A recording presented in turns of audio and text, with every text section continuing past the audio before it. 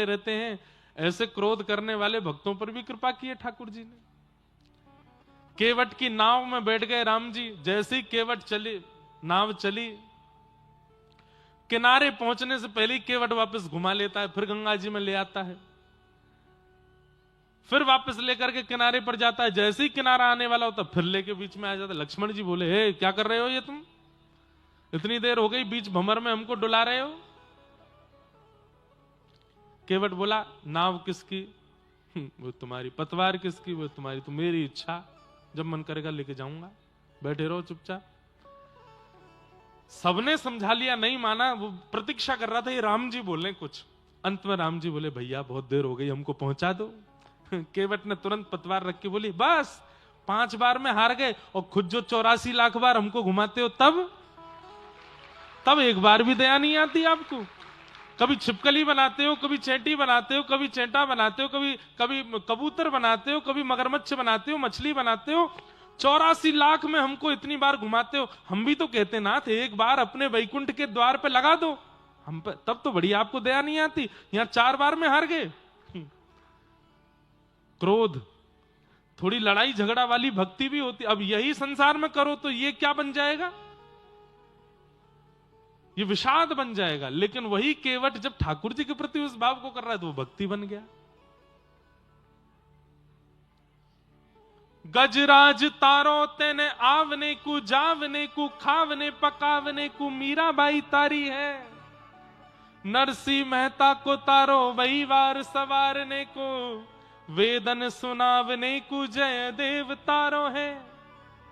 हे ठाकुर जी, एक कवि कह रहे हैं ठाकुर जी से कि आप बड़े स्वार्थी हो। बोले क्यों? गजराज तारो, आपने गजेंद्र को क्यों तारा? बोले आपने सोचा इसको तार देंगे, बढ़िया वैकुंठ में एक सवारी खड़ी रहेगी हाथी की, जब कभी मन होगा तो इस पर चढ़ के घूमेंगे। गजराज तारो तेने आवने को, जावने को। मीराबाई को क्यों तारा? बोले वैकुंठ के रसोईया बढ़िया भोजन नहीं बना रहे, मारवाड़ की लाली लेके आओ। तो आपने मीराबाई तार दी, बढ़िया बना बना के खवाती है। नरसी मेहता को तारो वहीवार सवारने को। इतने लोग दान पुण्य हुंडियां भर भर के जाते हैं, एक अकाउंटेंट भी तो होना चाहिए वैकुंठ में, इसलिए नरसी मेहता तार दिए। वेदन सुनावने को जयदेव तारो है। ये सब आपने इसलिए तारे क्योंकि इनमें कोई ना कोई गुण था, उनसे इनका आपका कोई काम बन रहा था। पर हे कृपालु, मैं आपके किसी काम का नहीं हूं, मोहे तारो वा में आपकी भलाई है, मुझे तार के दिखाओ।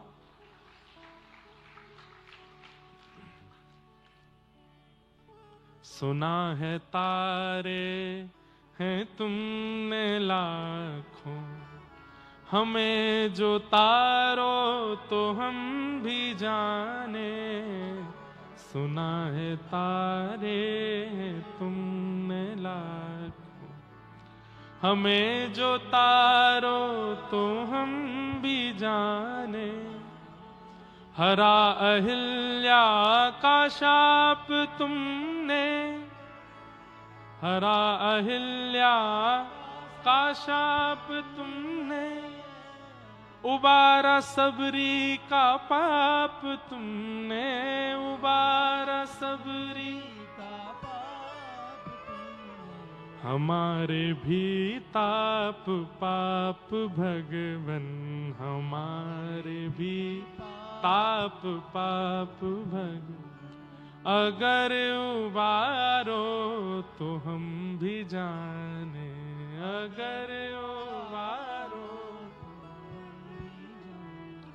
सुना है तारे हैं तुमने लाखों, सुना। इसको पता क्या बोलते हैं? व्याज स्तुति। क्या बोलते हैं? ठाकुर जी को छेड़ छेड़ करके हम बोल रहे हैं। हाँ, सुना था कि उसको तारा, सुना था कि उसको तारा, पर इनसे कोई गड़ी, हमको करके दिखाओ तो हम माने। सुना है, गा दीजिए चलो। सुना है तारे हैं तुमने लाखों, सुना है तारे हमें जो तारो तो हम भी जाने, हमें जो हमें जो तारो तो हम भी जाने।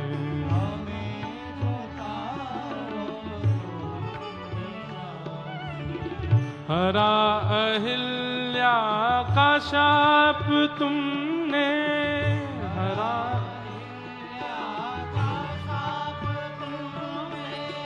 हरा अहिल्या का शाप तुमने, हरा अहिल्या का शाप तुमने, उबारा सबरी का ताप तुमने, उबारा सबरी का ताप तुमने, उबारा सबरी का ताप तुमने, उबारा सबरी का ताप तुमने, हमारे भी ताप पाप भगवन, हमारे भी पाप पाप भगवन, अगर उबारो तो हम भी जाने, अगर उबारो तो हम भी जाने, हे अगर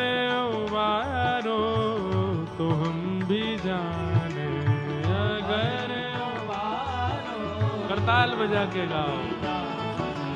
सुना है तारे हैं तुमने लाखों, सुना है तारे।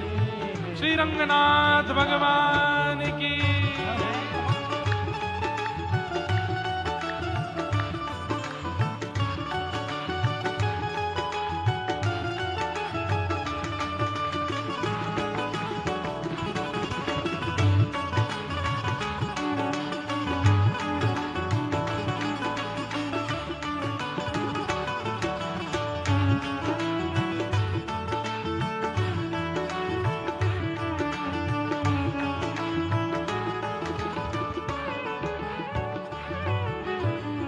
फंसी भंवर में हमारी नैया, फंसी भंवर में हमारी नैया, फंसी भंवर में हमारी नैया, फंसी भंवर में हमारी नैया, उतारो सागर से कन्हैया, उतारो सागर से कन्हैया, उतारो सागर से कन्हैया, उतारो सागर से और सहारे हम हैं तुम्हारे भगवन, सहारे हम हैं तुम्हारे भगवन, सहारे हम हैं तुम्हारे भगवन, सहारे हम हैं तुम्हारे भगवन। ओ अगर निवारो तो हम भी जाने, अगर निवारो हम भी जाने, ओ अगर निवारो तो हम भी जाने, अगर निवारो हम भी जाने। ये सुना है तारे हैं तुमने लाखों,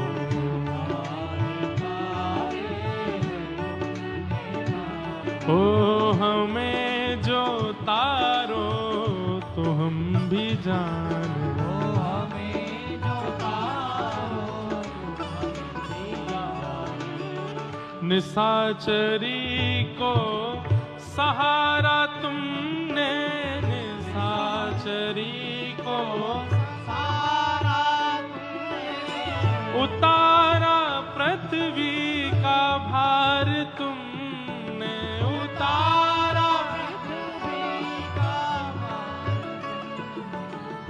उतारा पृथ्वी का भार तुमने, उतारा पृथ्वी का भार तुमने। और कितनी सुंदर बात है, आहा।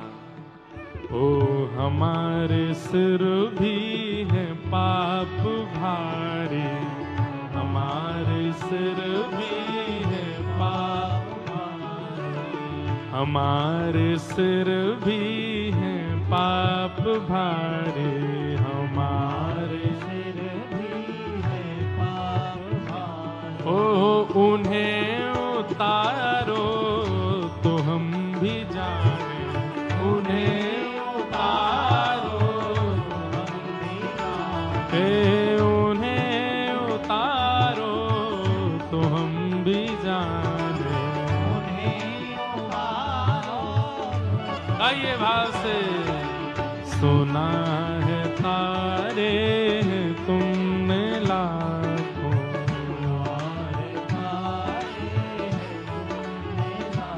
ओ हमें जो तारो तो हम भी जाने, हमें जो हे राधे कृष्ण कृष्ण कृष्ण राधे राधे,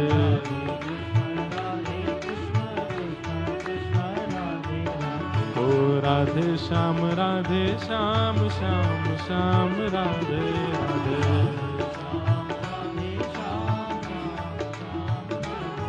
हे राधे कृष्ण कृष्ण कृष्ण राधे राधे,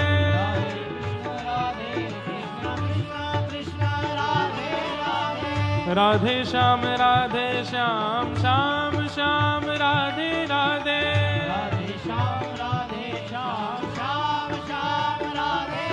हे राधे कृष्ण कृष्ण कृष्ण राधे राधे,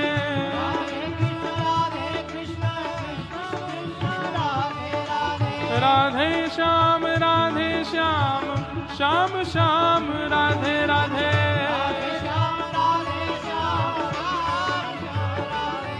ये सुना है तारे हैं तुमने लाखों, सुना है तारे हैं तुमने लाखों, तो हमें जो तारो तो हम भी जाने, हमें जो तारो तो हम भी जाने, ओ हमें जो तारो तो हम भी जाने, हमें जो तारो तो हम भी जाने, हमें उबारो तो हम भी जाने, हमें उबारो तो हम भी जाने, हाँ हमें उतारो तो हम भी जाने, हमें उबारो तो आहा। हरा अहिल्या का शाप तुमने मिटाया, सबरी का पाप तुमने, हमारे भी पाप ताप भगवन अगर मिटा दो तो हम भी जाने। एक प्रकार से इस पद में चैलेंज है ठाकुर जी को, आपने सबके किया, हमारे करके दिखाओ तो हम माने। तो ऐसी स्तुतियां रोज नहीं करनी चाहिए, ये बात भी ध्यान रखो। ठाकुर जी को रोज चैलेंज नहीं देना चाहिए। ऐसे ही हमारे हनुमान जी का बजरंग बाण, उसमें हनुमान जी को शपथ दी जाती है राम जी की, वो भी रोज नहीं करना चाहिए। अब कई जगह कह सकते हैं कि भाई रोज हनुमान जी को बजरंग बाण करो, पर भक्ति प्रेम लक्षणा भक्ति करने वाले वो रोज हनुमान जी को शपथ नहीं दिलाते हैं राम जी की, भाई तुमको राम जी की दुहाई है ये काम करना ही पड़ेगा। अरे वो बेचारे भजन में लगे, काय को उनको छेड़ रहे हो। हाँ आपकी भक्ति निष्काम है तो आप तो खूब करो, उसमें कोई दिक्कत नहीं, पर हनुमान जी को सौगंध दे करके और ऐसे नहीं कहना चाहिए कि आप हमारा ये काम बनवाओ। साल में एक आध बार ऐसी स्तुति गानी चाहिए। हमने शायद 3-4 साल बाद ये पद गाया होगा आज कथा में, इतने साल से गाया ही नहीं। क्यों? ठाकुर जी को ज्यादा चैलेंज मत करो भाई। नगर का सबसे बड़ा सेठ हो ना, उसको ज्यादा छेड़ना नहीं चाहिए। कहीं बहुत जोर से किसी दिन चिढ़ गए तो फिर भैया वो काम बनवा भी देंगे, फिर तुमको ऐसा बिगाड़ेंगे याद रखोगे जीवन भर। इसलिए ठाकुर जी को ज्यादा छेड़ो नहीं, पर कभी कभी छेड़ो भी। नेक नेक ऐसे ही कह दिया करो। बोले सबको तारा आपने, क्या फायदा हमको, हम तो बैठे हैं अभी भी, हम तो तारे नहीं आपने। पूतना आ गई, यशोदा मैया ने गोद में ठाकुर जी दे दिए। आहा, तस्मिन् स्तनम दुर्जर वीर मुल्वणम घोरांकमादाय शिशोर्दवादथ गाढ़ं कराभ्यां भगवान प्रपीड्य तत् प्राणै समं रोष समन्वितो पिबत। जैसे ही भगवान के मुखमंडल में पयोधर प्रदान किया है, भगवान ने थोड़ी देर तक तो उसके विष को पिया, रस तत्वों को पिया, और अंत में ठाकुर जी जैसे ही गाढ़ं कराभ्याम भगवान प्रपीड्य तत् प्राणै समं रोष समन्वितो पिबत, ठाकुर जी ने जैसे ही उसके प्राण निकालने प्रारंभ किए, व्याकुल हो गई पूतना, घबरा गई, पसीना पसीना हो गई, सारा उसका जो स्वरूप था वो कुरूप होने लगा, विशाल विकराल रूप धारण कर लिया। अरे बालक छोड़, सामुंच मुंचाल मति प्रभाषणी, ठाकुर जी को पकड़ करके दूर करने लगी, लेकिन ठाकुर जी ने ऐसे जोर से उसके पयोधर को पकड़ा है, छोड़ ही नहीं रहे हैं। हमारे पूज्य पिताजी कहते हैं कि पूतना ने कहा बालक छोड़, बालक छोड़, अरे लाला छोड़, तो 6 दिन के ठाकुर जी बोल पड़े, मौसी जी हम पे पकड़ो ही आवे, छोड़ो ना आवे। और या तो आसानी तो कोई को पकड़ेंगे नहीं, और एक बार जो पकड़ में आ गए हो वह को छोड़ेंगे नहीं। तो अब आप पकड़ में आए गई हो हमारे, अब तो ठिकाने लगा के ही छोड़ेंगे आपको। पूतना के प्राण पी लिए महाराज। विशाल विकराल पूतना का स्वरूप नंद भवन के पीछे जाकर के गिरा और पूतना का वध हुआ। बोलो पूतना मर्दन भगवान की। हमारे पूज्य नाना जी पंडित श्री कृष्णलाल शास्त्री जी वो व्रज साहित्य के कई आधुनिक भाव बताते थे, तो इस विषय में वो एक भाव कहते थे,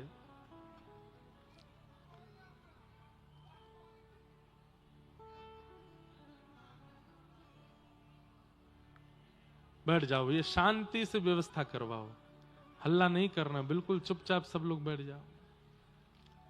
क्या बता रहा था मैं? हाँ, तो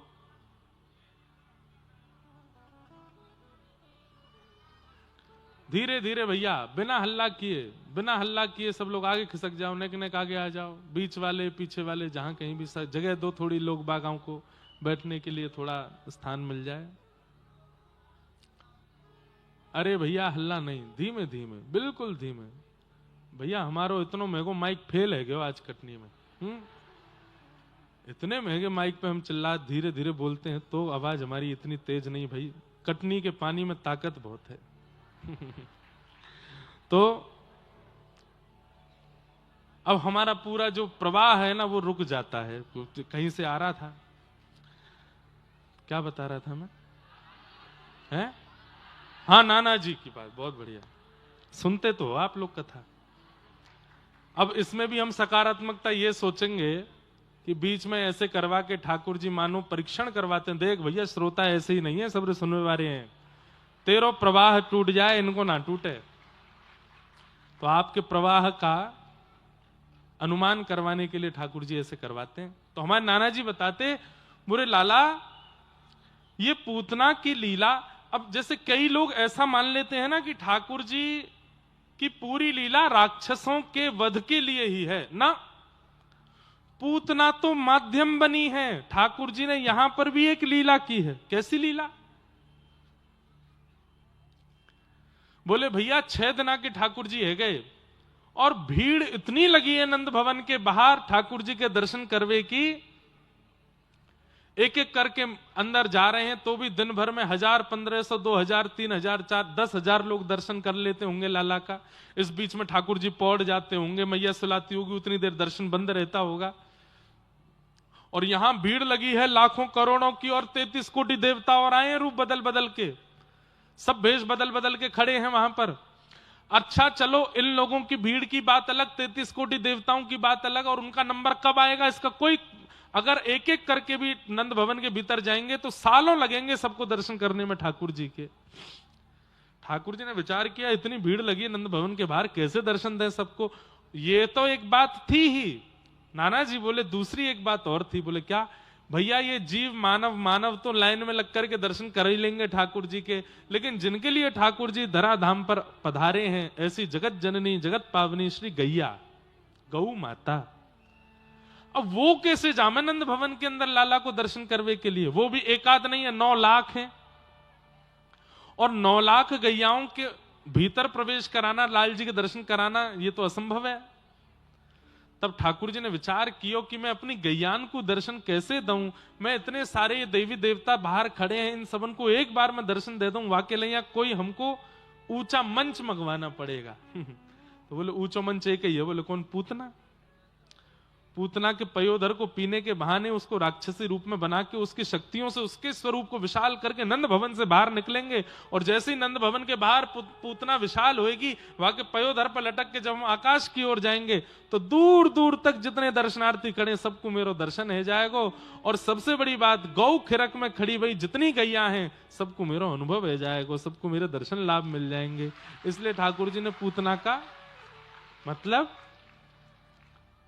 अहम भक्त पराधीन। ठाकुर जी दैत्यों के लिए, राक्षसों के लिए लीला नहीं करते, दैत्य और राक्षसों को भी माध्यम बनाते हैं भक्तों से मिलने के लिए। रावण माध्यम है, मिलने तो ठाकुर जी विभीषण से गए हैं लंका, रावण तो माध्यम है। तो हर लीला के चिंतन में यदि आप प्रवेश करेंगे, जहां कहीं भी राक्षस आए हैं वहां कहीं ना कहीं किसी भक्त पर अनुग्रह और किसी भक्त की प्रधानता के लिए ही ठाकुर जी ने लीला की। राक्षस कोई बड़ी खीर थोड़ी ठाकुर जी के लिए। अरे ठाकुर जी नहीं चाहे तो 84 कोस में प्रवेश ही नहीं कर सकती पूतना। और वही हुआ जब पूतना के ऊपर से ठाकुर जी को उतार करके लाए, सब ब्रजवासी घबरा गए। अरे लाला राक्षसी छूलई लाला ने, निश्चित ही लाला को कोई अला बला कोई नजर नहीं लग गई हो। सब गोपियां बोली कहा करें, कौन से वैद्य के पास जाएं? तब ब्रजवासियों ने कही, बोले हमारे ब्रज की सबसे बड़ी वैद्य तो गैया है। मैया तुम लाला को गैया के पास ले चलो और गैया की पूंछ से झाड़ो दे दो। और आगे वर्णन है, गौमूत्रेण स्नापित्वा पुनर्गौरज सार्भकम।